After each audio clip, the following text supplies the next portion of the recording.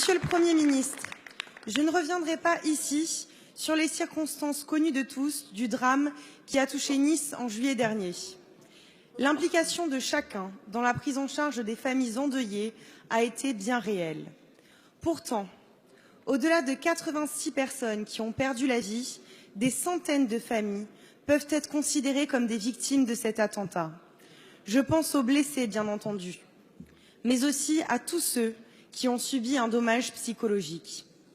En ce qui concerne les victimes de dommages corporels, les critères d'indemnisation ont été clairement établis et sont incontestables.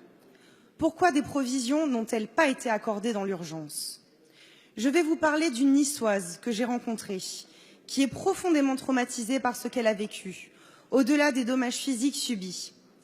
Heureusement, le CCAS de la ville de Nice a pallié les manques de l'État en lui accordant une aide pour subvenir à ses besoins immédiats. Mais qu'attendez-vous?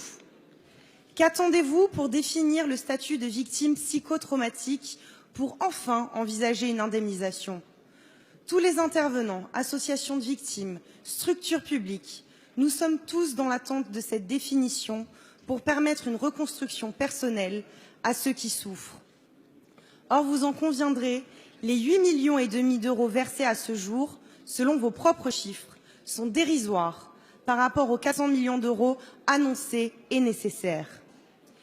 Que dire aux personnes blessées dans leur chair comme dans leur âme?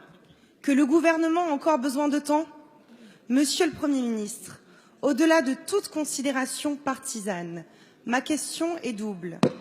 Quand disposerons-nous enfin d'une définition précise du statut de victime psychotraumatique et comment garantir une indemnisation individualisée dans les plus brefs délais du préjudice subi?